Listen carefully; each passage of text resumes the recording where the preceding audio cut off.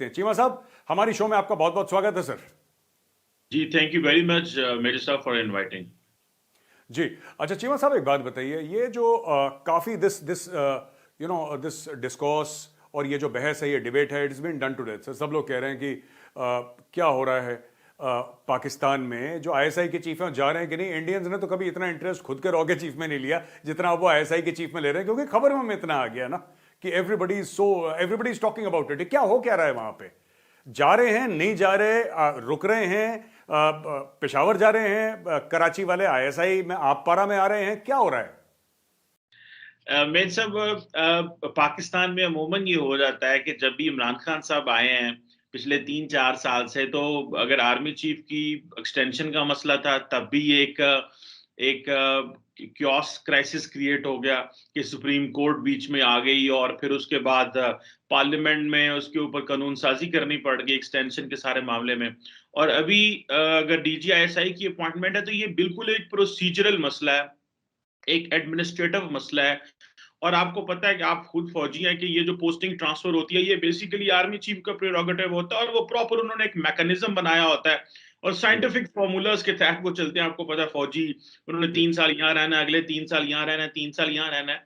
लेकिन ये जो हमारी पॉलिटिकल लीडरशिप है, एट टाइम्स इनको थोड़ा सा होता है कि इनकी मर्जी भी हो। इससे पहले भी बेनजीर भुट्टो ने भी एक दफा कहा था कि मुझे मेरी मर्जी का डीजीआईएसआई चाहिए। तो ये जो चीजें हैं ये स्टेबिलिटी के लिए अच्छी नहीं है। हुआ यूं है कि जनरल बाजवा जो हैं वो इमरान खान साहब के पास फर्स्ट टाइम आई थिंक जुलाई में ही went to him and spoke के जो है वो फैज हमीद ने कोर कमांड करनी है और जब से वो 3 स्टार बने हैं शुड कोर कमांड कोर, और वो एक लेवल प्लेइंग फील्ड आए उनके पास ताकि because general Sahir Shamshad Mirza, general जो उसके बाद जो एक दो जनरल्स हैं वो ये उनके साथ compete कर सकें, लेवल प्लेइंग फील्ड हो। कल को अगर जब आर्मी चीफ की नेक्स्ट अपॉइंटमेंट होनी है तो रूटीन की बात थी। जनरल इमरान खान साहब मान गए, फिर वो जुलाई में कोई ना हुआ, फिर अगस्त में, फिर सितंबर में कोई ना हुआ। तो खैर एनी हो, ये कहा जाता है कि सम हो Imran Khan agreed on telephone, general Bajwa बात करके अक्टूबर में चले गए जब, तो जनरल इमरान खान ने टेलीफोन पे जीएच को फोन करके कहा कि भाई हाँ ये जो नाम है इसको ओके कर दें, वो जो भी नाम था। तो खैर नाम ओके हो गया, लेकिन बाद में फिर जो है वो कंफ्यूजन क्रिएट हो गई। और उसके बाद जब 6 अक्टूबर को आईएसपीआर ने कहा कि ये जो है वो नए हमारे डीआईजी आईएसआई होंगे और फैज हमीद वहां चले जाएंगे, तो कई लोगों ने कहा नहीं कि वो फैज हमीद को चाहते थे 6 महीने रहें। बेसिकली वो 6 महीने नहीं चाहते थे, इमरान खान अपनी मर्जी का डीजीआईएसआई चाहते थे। और वो ऑब्वियसली वो ऑपरेटर्स इसको एक्सेप्ट नहीं करता क्योंकि उनके पास एक पूरा मैकेनिज्म होता है।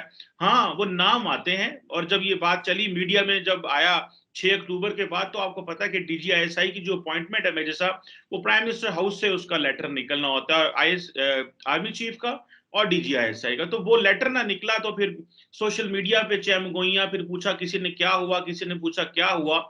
तो लेकिन ये बात तो हकीकत है, ये बात मार्केट में हर बंदा कर रहा है कि Imran Khan wanted his own person for the position, लेकिन वो कोई बात जमी नहीं। और इमरान खान का पहले तो कोई मूड नहीं था उनका अपना मर्जी का बंदा हो, बिकॉज लेकिन later on somewhere maybe some little bird told him कि you should get this person to be on this position. So I think ये थोड़ी सी confusion इस तरह क्रिएट हुई। बिल्कुल बिल्कुल। चीमा साहब, लिटिल बर्ड के बारे में भी बड़ी कहानियां हैं, मैं आपसे पूछता चलूं। आप मुस्कुरा रहे हो, मुझे पता है। लिटिल लोग कह रहे हैं साहब बुशरा बीबी का बड़ा एक इन्वॉल्वमेंट है इसमें, और मैंने वीडियोस भी देखे पाकिस्तान से। वो कोई कह रहे हैं कि उनकी डॉल बनाई है, डॉल के अंदर वो पिन मार रहे हैं बंदे, और पाकिस्तानी मीडिया में देखता रहता हूं मैं। तो ये सब खैर ये तो एक हंसी मजाक की एक लेवल पे बात हो गई, जबकि वो तो अपने तरफ से सीरियसली कर रहे होंगे। ये जो आईएसआई है, आईएसआई बहुत कम इंटेलिजेंस एजेंसीज हैं दुनिया में जो एक्सटर्नल और इंटरनल दोनों देखती हैं। जैसे इंडिया में so there is intelligence bureau Cheema साहब for domestic intelligence and RNAW for external. Similarly FBI, CIA, similarly in Russia also internal external का अलग अलग होता है। पाकिस्तान में जो आईएसआई है वो अंदर की भी डोमेस्टिक इंटेलिजेंस भी देखती है, फॉरेन इंटेलिजेंस एस्पियोनाज भी देखती है। मेरा सवाल आपसे ये चीमा साहब, क्या आपको लगता है इसलिए इतना ज्यादा पॉलिटिकल हॉट पोटैटो हो जाता है क्योंकि आईएसआई डोमेस्टिक भी देखती है और एक्सटर्नल भी देखती है? क्योंकि एक्सटर्नल जो भी देखे किसी को कोई लेना देना नहीं है, लेकिन इंटरनल पॉलिटिक्स से तो सबको फर्क पड़ता है। क्या ये भी कारण हो सकता है? मैं इसमें थोड़ी सी बात बताऊं आपको, ये सिर्फ फौज पर डिपेंड नहीं करता, ये पॉलिटिकल डिस्पेंसेशन पे भी डिपेंड करता है। ये जब सियासतदान नए नए पावर में आने के लिए स्ट्रगल कर रहे होते हैं तो वो कहते हैं जी हमें हमारी मदद की जाए, हमारी सपोर्ट की जाए, तो वो फिर मदद मांगते हैं। नवाज शरीफ को देख लें, जुल्फकार अली भुट्टो को देख लें, इमरान खान के ऊपर भी जारी बात है बहुत बड़ा लेवल है। तो ये जो चीजें हैं, एक तो ये फैक्टर है कि पॉलिटिशियंस जो हैं दे सीक हेल्प, एक चीज। जो दूसरा सबसे बड़ा मसला ये है कि पिछले 40 साल से, अगर 40 साल आप कोल्ड वॉर से लेके Afghan war and then war and terror देख लें, तो जो हमारी इंटेलिजेंस एजेंसीज हैं, ये इनका क्योंकि इंटरनल सिक्योरिटी में और इंटरनल डायमेंशन में भी बड़ा रोल रहा है, तो जो पॉलिटिशियंस थे दे स्टेप बैक, और वो खुद ही पीछे हट गए। वो इंटरनल सिक्योरिटी के मामलात में जब पीछे हट गए, तो ऑटोमेटिकली जो फौज का जो पॉलिटिकल चीजों में रोल है वो बढ़ता चला गया। और ये पिछले 20 साल में तो बहुत ज्यादा हुआ है, ये जो आप देख लें। और पॉलिटिकल पोलराइजेशन भी आप 22 से लेके 2002 से लेके 2021 तक आ जाए, कभी भी एक जो पार्टी है उसने रूल नहीं किया पाकिस्तान में, हर दफा नया बंदा आता है, विच शोज पॉलिटिकल पोलराइजेशन और कितना क्योस है। सो आईएसआई हो या हमारी इंटेलिजेंस एजेंसीज बाकी हो, ये जो पॉलिटिशियंस ने रोल छोड़ दिए हैं, ये इन चीजों में जाते नहीं है। वो सिर्फ कहते हैं हमें इकोनॉमी दें, हमें नौकरियां मिल जाए, हमारे लोगों को रोड इंफ्रास्ट्रक्चर बन जाए। और वो जो स्टेट क्राफ्ट के लिए जो एक अप्रोच होती है, मैं समझता हूं मेजर साहब, वो पॉलिटिकल डिस्पेंसेशन में मौजूद नहीं है। ये हम बड़ी खुल के बात करते हैं। सो वो ऑटोमेटिकली वो जो स्पेस है वो छोड़ दी है उन्होंने। वो कहते हैं जी ठीक है, अफगानिस्तान किसने देखना है, इंडिया किसने देखना है, कश्मीर किसने देखना है, कराची, बलोचिस्तान, बल्कि उन्होंने तो मामलात खराब किए। सो इसलिए आईएसआई का जो रोल है ऑटोमेटिकली मुल्क के अंदर बढ़ गया, और फिर पॉलिटिकल चीजों में भी वो आ गए। जब पॉलिटिशियंस कंसेंसस पैदा नहीं कर सकते, अब इमरान खान को देख लें, अगर गिलगित बल्तिस्तान की कोई कॉन्स्टिट्यूशनल शक्ल बनानी थी तो उन्होंने कहा मैं तो बात नहीं करूंगा, आर्मी चीफ और डीजी आईएसआई अपोजिशन जमातों से बात कर लें। जब आप लोगों ने, इंडिया ने सर्जिकल स्ट्राइक की, तो उसके बाद अभिनंदन का इशू था, तो इमरान खान उस ब्रीफिंग में गए ही नहीं और कहा कि नहीं भाई, हम तो ये डीजीआईएसआई और आर्मी चीफ बैठ के बात करें। फिर कैबिनेट कमेटी और नेशनल सिक्योरिटी है हमारा बड़ा एक प्रीमियर फोरम है, वो बहुत रेयर बात करता है, बड़ा रेयर मिलता है। जो पॉलिटिशियन चाहते हैं कि हम सिविलियन सुप्रीमेसी की बात करें और हम जो आईएसआई का रोल कम हो या इंटेलिजेंस एजेंसीज का कम हो, तो देन आप जो कैबिनेट कमेटी और नेशनल सिक्योरिटी जैसे प्लेटफॉर्म्स होते हैं उनका मैक्सिमम इस्तेमाल करते हैं, ताकि आप इलेक्टेड रिप्रेजेंटेटिव की जो विल है, जो ओपिनियन है, जो सोच है, वो सिक्योरिटी अपरेटस में भी लेके आए। लेकिन ये पसंद ही नहीं करते, ये वन ऑन वन डायलॉग करना पसंद करते हैं with the army cheap and all that, जिससे क्या होता है कि वो एक बंदे की सोच रह जाती है, वो स्टेट का नहीं रह जाता, और फिर सियासतदान विद एवरी स्टेप पीछे चले जाते हैं। फिर गवर्नेंस के चैलेंजेस भी हैं, वो कहते हैं हमारे सिर्फ इकोनॉमी के मसले देख ले, बाकी नेशनल सिक्योरिटी क्या हो रहा है वो फौज जाने, उनके जवान जाने, वो शहीद हो, वो जो मर्जी हो, हमें इससे कोई गर्ज नहीं है। तो चीमा साहब एक बात बताइए ना, आपने बड़ी इंटरेस्टिंग बात करी, जब कश्मीर की बात है फौज पे छोड़ दो, गिलगित बाल्टिस्तान की बात है फौज पे छोड़ दो, फैज हमीद साहब काबुल भी गए, सरीना होटल, फौज पे छोड़ दो। हम फौजी ISI is part of the Pakistan army only. तो ये अचानक सिविलियन सुप्रीमेसी की बात कहां से आ गई इमरान खान साहब के जहन में? क्योंकि जब अभी तक आप सब फौज पे छोड़ रहे हो, आईएसआई पे छोड़ रहे हो, और आप सिर्फ ये कह रहे हो कि मुझे डोमेस्टिक मामलों पे इस पे वो करना है, ऐसा क्या वजूहात हो गए कि Imran Khan Niazi started talking about civilian supremacy? ये अचानक क्यों हो गया? क्योंकि आप ही का ये बयानिया अभी ये है कि साहब ये इस तरीके से फौज पे डाल दो, जबकि उनको लीड लेना चाहिए as as the elected prime minister of Pakistan. ऐसा क्यों, ये क्यों ऐसा अचानक चेंज आ गया? ये बड़ा इंटरेस्टिंग सवाल है मेरे साहब। देखिए 2011 से लेके जब कहा जाता है कि इमरान खान का लाहौर का एक बड़ा पॉपुलर जलसा हुआ, और उसके बाद ये इमरान खान पे भी इल्जाम लगने शुरू हुए, और उस वक्त के फॉर्मर डीजीआईएसआई जनरल पाशा के ऊपर भी बातें आई, और उस वक्त के जो फॉर्मर जो अपोजिशन लीडर चौधरी निसार थे, जो पीएमएलएन के ही थे, नवाज शरीफ की पार्टी, उन्होंने पार्लियामेंट में कहना शुरू कर दिया कि जनाब ये जनरल पाशा जो हैं वो they are asking people politicians to join PTI. और इवन कि मुझे याद है कि हमारी और जो पॉलिटिकल पार्टी, एक पीएमएलक्यू जिसे किंग्स पार्टी कहा जाता था, जो कि मुशर्रफ ने बनाई थी 2002 से 2007 में रूल करने के लिए, उन्होंने भी जाके उस वक्त के आर्मी चीफ कियानी को कहा कि भाई ये देखें ये हो रहा है, इस तरह उस तरह हो रहा है। सो इमरान खान के ऊपर एक थोड़ा सा स्टैंप है कि जैसे जो बिलावल भुट्टो है पीपल्स पार्टी के, वो कहते हैं he is a selected prime minister. 2018 में उन्होंने पहली स्पीच की पार्लियामेंट में। तो उन्होंने कहा ही इज सिलेक्टेड। सो इमरान खान के दिमाग में वो भी एक चीज है कि मेरे ऊपर ये जो ठप्पा लगा हुआ है, आई एम सिलेक्टेड, मैं इनको हर जगह मेरे मेरे ऊपर ये बात आई है, तो वो he wants to have this civilian supremacy as well. तो उन्होंने कहा जी कि मैं इंटरव्यू करूंगा। उन्होंने कहा जी नहीं, हम प्रॉपर प्रोसीजर अडॉप्ट करेंगे। पहले जनरल बाजवा जाते रहे, डिस्कशंस होती नहीं सारा, लेकिन बाद में जब कंसेंसस उन्होंने ओके कर दिया, लेकिन फिर बैक ट्रैक सुना कर गए, तो फिर उन्होंने कहा जी कि मैं प्रोसीजर अडॉप्ट करना चाहता हूं। और प्रोसीजर में क्या होता है जी, ये 3 नाम होंगे जी, हाँ ठीक है, फिर इनसे बात करूंगा, मैं देखूंगा। सो एक पब्लिक में नैरेटिव देना चाहते हैं वो सिविलियन सुप्रीमेसी का, कि देखो I was the first one may be जिसने इंटरव्यूज किए, कभी किसी ने आज तक इंटरव्यू किए। ये एक पब्लिक वो सोच देना चाह रहे हैं बाकी सियासी जमातों को। सो उससे क्या होगा कि वो उनकी जो अपनी कॉन्स्टिट्युएंसी है, जो जिसको वो बड़ी तेजी से लूज कर रहे हैं, लेकिन फिर भी Imran Khan has this impression कि ही इज नॉट करप्ट। सो वो जो करप्ट ना होना पर बैड गवर्नेंस होना, बाकी महंगाई, हर चीज में गंद होना, वो अपने आप को जस्टिफाई भी करना चाहते हैं और अपना एक नैरेटिव मीडिया के सामने आज भले ना लेके आए, लेकिन वो लेके जरूर आएंगे कि देखें मैं हूं, I was the first prime minister in the history of this country जिसने 3 जो नाम आए थे उनके इंटरव्यू करे, वरना तो सियासतदानों में इतनी जरूरत नहीं होती थी, ये नहीं होता था। लेकिन at the end of the day he is doing at the cost of something, and that cost is कि वो ही इज ट्राइंग टू, उसने इन्फ्लुएंस करने की है उस प्रोसीजरल मैकेनिज्म को which is a prerogative of the military hierarchy, not of the politicians। आपके सामने नाम आते हैं, आप चुन लें, आप prime minister of the country हैं, आपको हक है। लेकिन मेरा ख्याल है कि इमरान खान को जो डेंट पड़ा है पिछले 10 सालों में कि he is a chosen man, he is a selected, और ये जो चीज है ये उनको बड़ी तकलीफ देती है। वो कहते हैं कि मेरी पिछली स्ट्रगल है, 96 में मैंने पार्टी बनाई, मैंने इतनी एफर्ट की और मुझे ये सिलेक्टेड कह रहे थे। सो और वो खासकर जब पाकिस्तान की सबसे बड़ी ऑपोजिशन की जो पार्टी पीएमएलएन है, वो सारा टाइम जो है वो एंटी स्टैब्लिशमेंट पॉलिटिक्स कर रही है, और उनको पता है कि मैंने वापस पंजाब में जाना है, Punjab matters a lot, 11 crore का सूबा एक तरफ और बाकी 11 करोड़ की आबादी पाकिस्तान की एक तरफ। So he is making that narrative just to win over the masses. Cheema साहब एक बात बताइए ना, मैं एक और चीज आपसे कहना चाहता हूँ। ये जो 3 नाम हैं, आईएसआई चीफ के 3 नाम देंगे और फिर ऐसा होगा तो वैसा, ऐसा तो कभी हुआ नहीं, ये तो हिस्टोरिकली, और आपने बिल्कुल ठीक बोला कि जिसको सेलेक्ट करना है, बिकॉज इट्स अ फौजी इदारा, अगर फौजी इदारा है आईएसआई तो आर्मी चीफ डिसाइड करेगा, जनरल बाजवा डिसाइड करेंगे।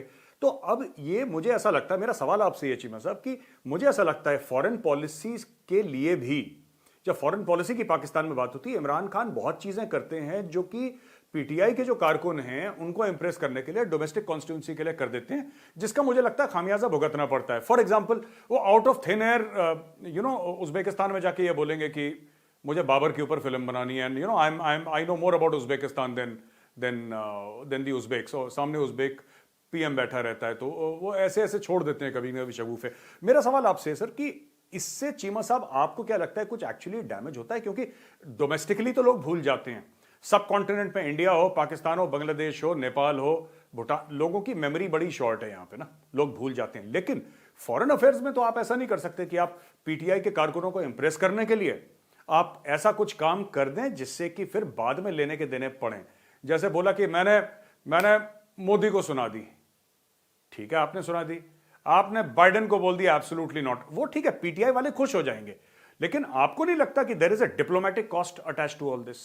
ठीक है, पाकिस्तान न्यूक्लियर वेपन स्टेट है, ऐसा तो कोई नहीं कि कल पाकिस्तान पे कोई चढ़ दौड़ेगा, ऐसा नहीं है, लेकिन इसका एक डिप्लोमेटिक कॉस्ट तो है ना चीमा साहब? देखिए, एक बहुत बड़ा प्रॉब्लम है मेरे साहब पाकिस्तान के अंदर, और वो ये है कि पाकिस्तान की अवाम जो है ना, वो बड़ी देर से एक लीडर तलाश कर रहे हैं। पहले हमने भुट्टो की शक्ल में एक हल्का फुल्का लीडर देखा जिसने लोगों को जीता थोड़ा सा, उसके बाद कभी ऐसा हुआ ही नहीं है। So people are in search of a leader. Imran Khan ने वो सारे वादे करने की कोशिश की कि मैं ये कर दूंगा, वो कर दूंगा। जब ऑपोजिशन में थे, वो 26 साल ऑपोजिशन की, तो वो उनके बारे में कि वो भी ट्रक से नीचे नहीं उतरते, वो ऑपोजिशन लीडर की तरह। अब जब प्राइम मिनिस्टर बन गया तो उसको प्रॉब्लम यह है कि ही स्पीक्स टू मच, एक बात, और दूसरा इमरान खान साहब अंदर से वो बहुत सारे हलकों का कहना है कि he is become maulvi now. अब वो मौलवी हो गए हैं, he is no more a progressive Oxford graduate Aitchisonian politician जिसमें पाकिस्तान को प्राउड होना चाहिए था, लेकिन वो मौलवी हो चुके हैं। उन्होंने देखे पिछले 3 साल उन्होंने यूरोप का एक विजिट भी नहीं किया। उन्होंने फ्रेंच प्रेसिडेंट की कॉल नहीं सुनी थी, मुझे याद है, उसके बाद भी कोई कॉल्स आई उन्होंने नहीं सुनी, उसको एक डिक्लाइन किया है। यूरोप में उनकी कोई फुटप्रिंट नहीं है, जीएसपी प्लस हम स्टेटस वहां से लेते थे। आपने कहा डिप्लोमेटिक कॉस्ट, ये लोगों को जीतने के लिए तो वो बिल्कुल कर सकते हैं, आवाम को अपना, और हमारे जैसे वो एब्सोल्युटली नो था, वो इतना बिका थोड़ी देर के लिए, ट्विटर हैशटैग में चल गए, वो देखो ये होता है लीडर, टिकटॉक बन गए, पता नहीं क्या क्या बन गया। लेकिन उसका फिर वो हुआ कि जो हमें फिर अमेरिका ने वो फाइव आइज इंटेलिजेंस अलायंस, और जब न्यूजीलैंड की टीम चली गई और पता नहीं क्या क्या उन्होंने फिर वो करते हैं, वो बोलते कम है और वो करते ज्यादा है, और हमारा इवेंट्स पे फिर कंट्रोल इश्यूज पे नहीं रहता।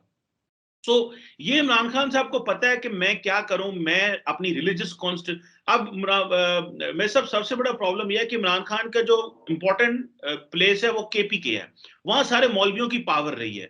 अब उनको ये पता है कि मैंने अगर इस सूबे में बात करनी है तो मुझे दो तीन चीजें चाहिए। फर्स्ट, कि मैं सारी जो रिलीजियस नैरेटिव है उसको प्रमोट करूं। सो इसके लिए वो रिलीजियस नैरेटिव प्रमोट करते हैं, इस्लामोफोबिया की बहुत बात करती हैं, जिसकी वजह से पाकिस्तान के और यूरोप के ताल्लुकात बहुत ज्यादा खराब हुए हैं, और बड़ा मैं वोकल उसके ऊपर। और केपी में क्योंकि मजहबी सियासी जमातों का कंट्रोल रहा है, तो इमरान खान उन जमातों के कंट्रोल को अवाम के अंदर डाइल्यूट करने के लिए, कम करने के लिए मजहब का सहारा लेते हैं बहुत ज्यादा। और एक तो ये चीज है। फिर जो इंटरनेशनली जब बात एब्सोल्युटली नो और इस तरह की चीजें करते हैं, तो वो जनरल पब्लिक को विन कर रहे होते हैं। फिर अभी वो ईवीएम की बात कर रहे हैं, इलेक्ट्रॉनिक वोटिंग मशीन की बात कर रहे हैं, तो उनको पता है मैं इलेक्शन हार ना जाऊं तो मैं बाहर के एक्सटर्नल जो हमारा डियास्पोरा बैठा है उसका वोट लूं और कहूं देखो मैंने तुमको ये दिया और हक दिया और मैं वो लीडर था। सो इमरान खान साहब के चैलेंजेस बहुत ज्यादा हैं, वो डिलीवर नहीं कर पाए, उनके पास टीम कोई नहीं थी, और ऊपर से उनको उन्होंने अपने आप को भी बहुत ज्यादा स्कैटर्ड कर लिया है। सो कॉस्ट बहुत ज्यादा हमें पे करनी पड़ रही है। उन्होंने उसामा बिन लादेन को जब वो कहते थे कि वो शहीद है, बाद में उनकी जो टीम सारी वो जस्टिफाई करती थी, लेकिन उसका नुकसान हो चुका। फॉरेन मिनिस्टर उनके ये कहते हैं कि भाई अलकायदा उसामा बिन लादेन को मैं दहशतगर्द नहीं कहूंगा, इस सवाल को मैं छोड़ देना चाहता हूं। सो ये वो अपनी right wing religious conservative voter base को मुसलसल टच कर रहे हैं, बिकॉज उनको पता है कि पीएमएलएन जो पंजाब में बैठी है और केपी जो है हमारा खैबर पख्तूनख्वा, ये दोनों कंजर्वेटिव वोटर बेस हैं as compare to Sindh. Sindh में थोड़ा वोटर बेस का जो आइडियोलॉजिकल डिफरेंस है, वो थोड़े और एंगल से चीजों को देखते हैं। सो इमरान खान कॉन्टिन्यूसली उसी डोमेन में वो नेशनलिस्टिक लीडरशिप, मजहब, इस्लामोफोबिया और हर चीज में मजहब का ले आना, जिससे वो जो दूसरी सियासी मजहबी सियासी जमातें उनको थोड़ा डैमेज करना भी है। अच्छा चीमा साहब, एक सवाल है जो मैं आपको एंड में पूछूंगा, लेकिन उसके पहले एक दो और सवाल है मेरे चीमा साहब कि यू सी, ठीक है आपने मजहबी जमातों को खुश कर दिया, जो धार्मिक पंथ हैं पाकिस्तान में या धार्मिक पार्टीज़ हैं, आपने उनको खुश कर दिया, आपने पीटीआई के जो कारकुन हैं आपने उनको भी खुश कर दिया, सब कुछ हो गया। अच्छा, मैं आता हूं अब चीन के मामले में आपसे पूछना चाहता हूं, अगर यही चीज़ है कि साहब शुजा पाशा साहब ने सपोर्ट करा, फैज़ हमीद साहब उस समय नंबर 2 थे, उन्होंने सपोर्ट करा, चलिए हम ऑपोजिशन का नैरेटिव मान लेते हैं, एकेडमिकली स्पीकिंग, हाइपोथेटिकली हम मान लेते हैं, जैसे मरियम नवाज जी भी कह रही हैं और काफ़ी लोगों ने, दीगर पॉलिटिशियंस ने बात बोली। मेरा आपसे सवाल है कि सर अभी अभी ये खबर आई है पाकिस्तान में कि जिस चीन के हवाले से जिसकी दोस्ती की इतनी कस्में खाते थे, उसने दासू डैम के चलते आई थिंक 35 या 38 मिलियन का मुआवजा मांगा है पाकिस्तान से कि हमारे इतने बंदे मर गए। मैंने पढ़ा कल मीडिया में, तो I was slightly shocked. I said कि ये क्या हो गया, मतलब कि now China is asking Pakistan for money. वो कह रहा है कि जी हमें इतना मुआवजा दो, हम अपने इंजीनियर्स के फैमिलीज को देंगे, एंड 38 या 37 मिलियन डॉलर्स ऐसी कुछ बात है। तो चाइना के साथ रिलेशनशिप कहां जा रहा है? और इसी सवाल के एक दो और हिस्से हैं चीमा साहब कि गवादर से लेकर ये कराची तक का सफर कैसे हो गया। अब चीनी कहते हैं कि जी हमें कराची चाहिए, हमने गवादर थोड़ा सा मतलब नॉट कि अबैंडन कर दिया है, बट ठीक है अब गवादर पे थोड़ा सा हल्का हाथ रखेंगे, and let us focus on Karachi also.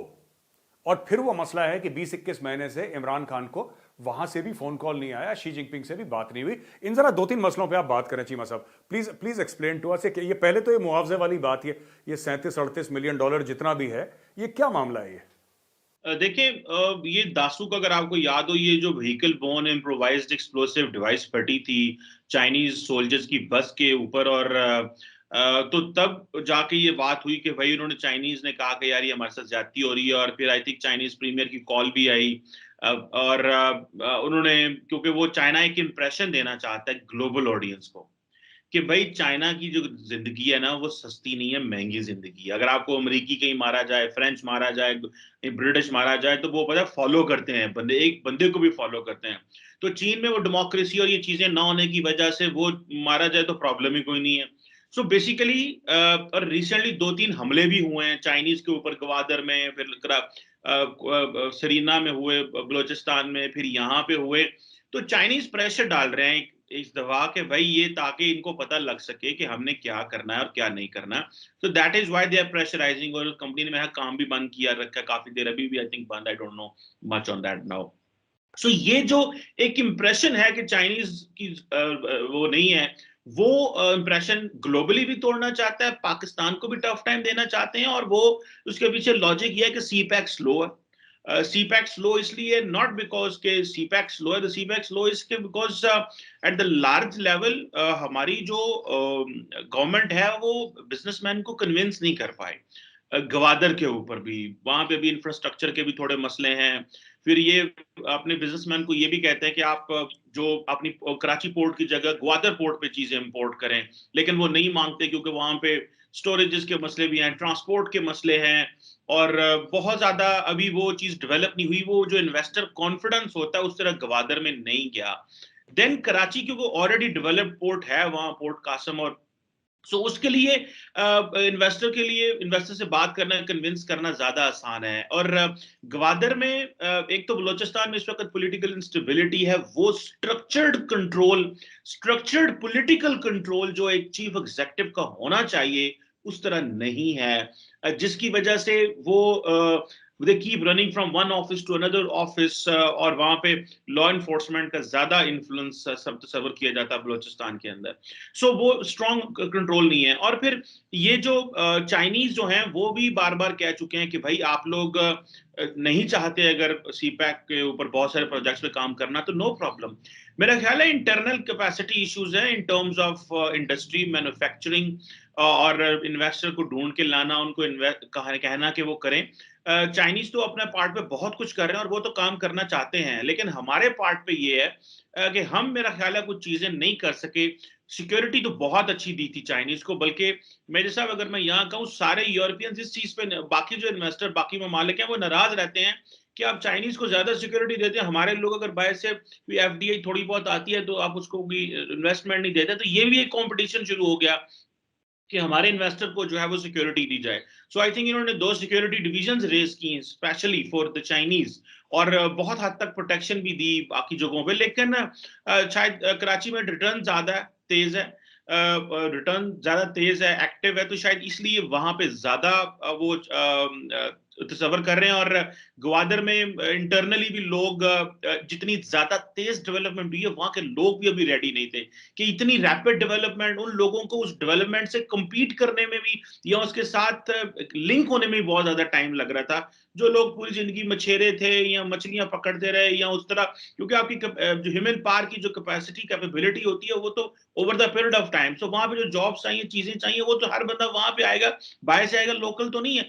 सो एक इंटरनल डिस्ट्रप्शन भी थी, और हमारी कैपेसिटी इश्यूज भी थे। चाइना अपनी ग्लोबल चीजें भी देख रहा था, that is why global image को भी देख रहा था, दैट इज वाई उन्होंने पैसे मांग लिए। और जारी बात है ये प्राइवेट कंपनी भी है, सो इसलिए प्रेशर भी पाकिस्तान पे ज्यादा डाला गया। So things are not quite that way जिस तरह होनी चाहिए। और पर्टिकुलरली पॉलिटिकल जो लीडरशिप है वो दे आर स्लो, और इमरान खान साहब खुद मान चुके हैं कि सीपैक इज स्लो। और अगर खुद वो बाहर जाते हैं तो कहते हैं सीपैक पे इन्वेस्टमेंट करो, लेकिन at home it has become a challenge for him as. जी।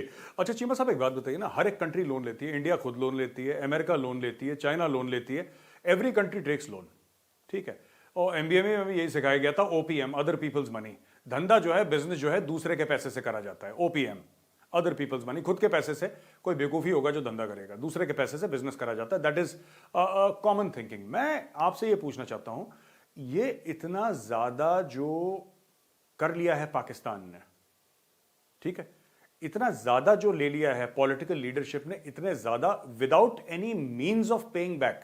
जो एक न्यूट्रल ऑब्जर्वर है, मुझ जैसा बंदा जो बाहर से देख रहा है इसको, जिसकी अंदर की हो सकता है नजर ना हो, जो बाहर से पाकिस्तान को फॉलो करता है, मुझे तो याद आता है सर, जब मैं आज से 15 साल पहले मैंने भी एक क्रेडिट कार्ड लिया था सर, मैंने 2 महीने के अंदर 4 लाख रुपए की शॉपिंग कर दी थी। Then I didn't know how to pay back, क्योंकि उस जमाने में फाइनेंशियल कंडीशन इतनी अच्छी नहीं होती थी जैसे भगवान की दुआ से आजकल थोड़ी सी हो गई है।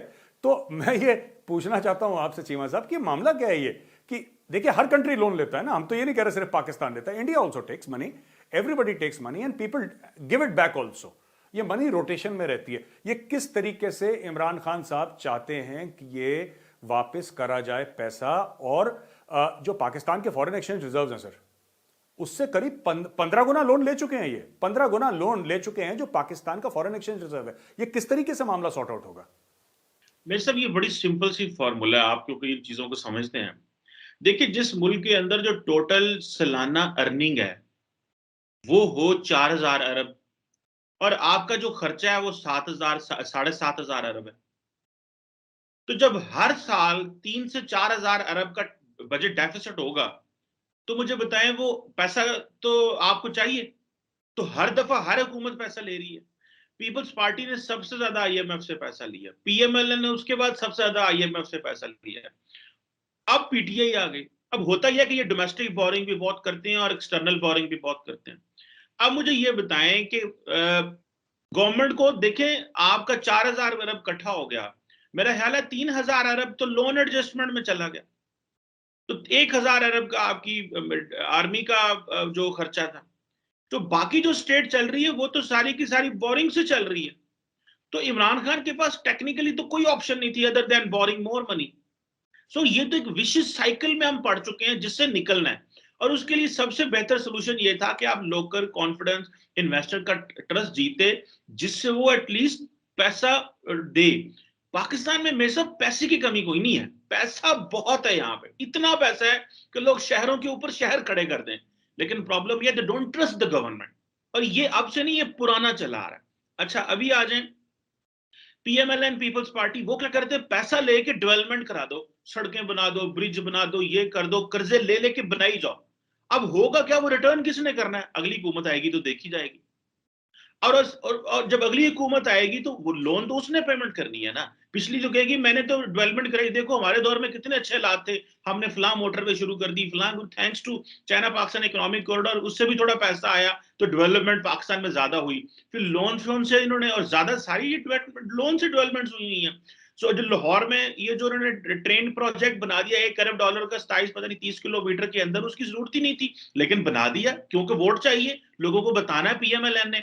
सो बाकी सियासी जमातों ने बहुत लोन लिया। इमरान खान तो बेचारा अब उसमें उस विशिष्ट साइकिल के अंदर है, लेकिन इमरान की कैपेसिटी यहां पे नजर आनी थी कि क्या पिछले 3 साल हो गए, अगले 2 साल में क्या जो फेडरल बोर्ड ऑफ रेवेन्यू है वो टैक्स कलेक्शन कर पाएगा या नहीं कर पाएगा। बड़ी मैसिव तब्दीलियां हो रही हैं टैक्स कलेक्शन ऑपरेटर्स में, जो कि उसकी इमरान खान की थोड़ी सी कामयाबी भी है, थोड़ी उसकी एफर्ट भी है, लेकिन यहाँ पे ब्यूरोक्रेसी अनरिस्पॉन्सिव है। लोग जो टेक्नोलॉजी को पसंद नहीं करते और वो अपनी चीजें शेयर करना पसंद नहीं करते हुकूमत के साथ। उन्होंने बड़ी टैक्स एमनेस्टी स्कीम भी दी हुई है, व्हाइट ब्लैक मनी को व्हाइट करने के भी बड़े एमनेस्टी स्कीम्स लेके आए, लेकिन उस तरह लोग अभी पैसा नहीं शो ऑफ करा रहे जिस तरह कराना चाहिए। सो इमरान खान उस साइकिल, विशिष्ट साइकिल के अंदर है। वहां से निकलना एक ही फॉर्मूला है, जिस दिन आपने 7,000 अरब रुपया जितना आपका खर्चा है उतने आपने पैसे बनाने शुरू कर दिए, फिर आप बाहर से डेवलपमेंट भी ले लें, और फिर हम उस साइकिल के अंदर हैं। और फिर हमने डेलिब्रेटली अपने डॉलर की कीमत नीचे रखी पिछली हुकूमतों ने। और जब ये रजा बाकर साहब हमारे स्टेट बैंक के गवर्नर आए, जिनको हम वाइसरॉय कहते हैं, क्योंकि आईएमएफ ने, आई थिंक इमरान खान ने खुद कहा था कि मुझे आईएमएफ के चीफ ने कहा था कि इनको अपॉइंट कर लें आप, और ये इजिप्ट में आईएमएफ का प्रोग्राम इंप्लीमेंट कर रहे थे, तो अभी ये पाकिस्तान में इंप्लीमेंट कर रहे हैं। अभी जारी बात है, सारी जब शिकें मान ली, अभी आईएमएफ की टीम के साथ डायलॉग हुए हैं वॉशिंगटन में, तो आईएमएफ पैसे देगा तो एशियन डेवलपमेंट बैंक की को अरब दे देगा, फिर वर्ल्ड बैंक भी को $1.5 अरब हमें दे देगा, तो मजीद $3-4 अरब आएगा और चीजें थोड़ी नॉर्मल होगी। लेकिन कॉस्ट क्या है कि पाकिस्तान में आज पेट्रोल जब 140 पे हो गई है, पाकिस्तान की तरीके सबसे बुलंद पेट्रोल है, डॉलर पाकिस्तान की तरीके सबसे बुलंद है, क्योंकि इमरान खान का कंट्रोल नहीं रहा चीजों के ऊपर। और उससे पहले माजी में सिचुएशन ऐसी बन चुकी थी कि लोग ट्रस्ट नहीं करते, लोग हुकूमत से इंसेंटिव सारे लेना चाहते हैं, हुकूमत को देना कुछ नहीं चाहते।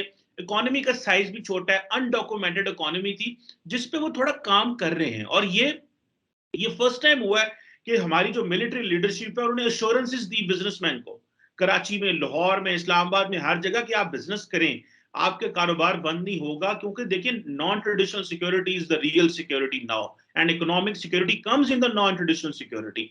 सो अभी इमरान खान जो भी कर रहा है, उसके बहुत सारे स्टेप्स अच्छे भी हैं इकोनॉमी में। ही हैज दिस अर्ज कि मुझे इकोनॉमी ठीक करनी है, लेकिन एक ही शर्त पे कि 7,000 अरब का अगर टोटल बजट है, 7,500 अरब का या 8,000 अरब का बजट है, तो उतना कलेक्ट करना पड़ेगा, वरना तो फिर बोरिंग है। बोरिंग की फिर आप देखें 3,000 अरब जहां पे आपकी डेट जो है वो सर्विसिंग में चला जाए, टोटल आपकी आमदन 4,000 अरब हो, तो how the country will run? जी बिल्कुल। और मेरा आखिरी सवाल चीमा साहब आपसे ये है कि वापस हम DGISI वाले मामले पे आते हैं। What are the options in front of Imran Khan साहब? इमरान खान साहब के सामने ऑप्शंस क्या हैं? क्योंकि मुझे ऐसा नहीं लगता, जितने थोड़ी बहुत मेरी समझ है, कि रावलपिंडी वाले पीछे हटेंगे। क्या कोई मिडिल पाथ पॉसिबल है चीमा साहब? Middle path? नहीं नहीं नहीं, कोई मिडिल पाथ नहीं है जी, एक ही पाथ है, जो नाम आ गया वही नाम आना है, और कौन सा नाम आना है।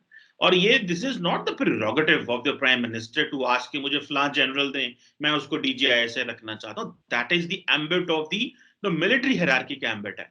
और ये इससे पहले ये नवाज शरीफ साहब भी करना चाहते हैं, वो भी, उनका भी बड़ा ख्वाब रहा है कि मैं आर्मी चीफ की पावर कम करूं, हम पोस्टिंग किसी को दे दें, ट्रांसफर कहीं और चली जाए, जो प्रमोशन है कहीं और करे। ये हमारे पॉलिटिशियंस का बड़ा दिल करता है ये उनको। और उनको शायद ये पता चलता है कि शायद हम आर्मी एक्ट बदल देंगे तो सिविलियन सुप्रीमेसी का सबसे बड़ा तरीकाकार ये है। आप सिविलियन सुप्रीमेसी ऐसे नहीं कर सकते। It's a long gradual democratic process, जिसमें आपने सारी पॉलिटिकल फोर्सेस को भी साथ में लाना है, आपने डिलीवर करना है, आपने उनको कहना है कि आप सिक्योरिटी देखें, हम जो बाकी चीजें हम खुद देखेंगे, और आप ओन लें, बर्डन लें अपनी बाकी चीजों का। ये ना हो कि हर चीज आउटसोर्स करें।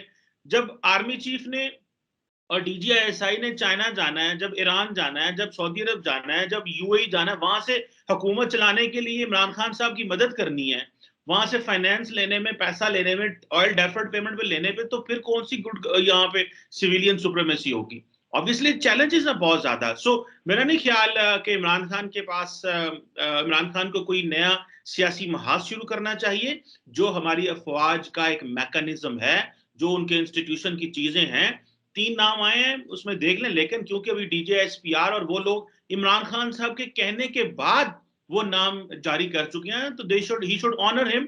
लेकिन मे बी ये भी कहा जा रहा है कि शायद वो मान तो जाएंगे, जारी बात है इमरान खान, लेकिन शायद पूरे टेन्योर के लिए ना माने, थोड़ी देर के लिए हो, बाद में कोई और आए। लेकिन जितना अब ये पॉलिटिकल क्राइसिस जनरेट हो चुका है, मेरा नहीं ख्याल कि इमरान खान साहब हैज मोर से नाउ। वही होगा जो एक समरी आई है उस, और जो जो नाम मेरा ख्याल है ISPR पहले अनाउंस कर चुकी है। चीमा साहब बहुत बहुत शुक्रिया हमें ज्वाइन करने का, बड़ा अच्छा लगा सर आपसे बात करने के लिए। दोस्तों, कमर चीमा साहब इस्लामाबाद से हमें ज्वाइन कर रहे हैं द चाणक्य डायलॉग्स पे। हम फिर से उनको रिक्वेस्ट करेंगे कि बार बार आएँ और ग्रेस करें हमारे प्रोग्राम को।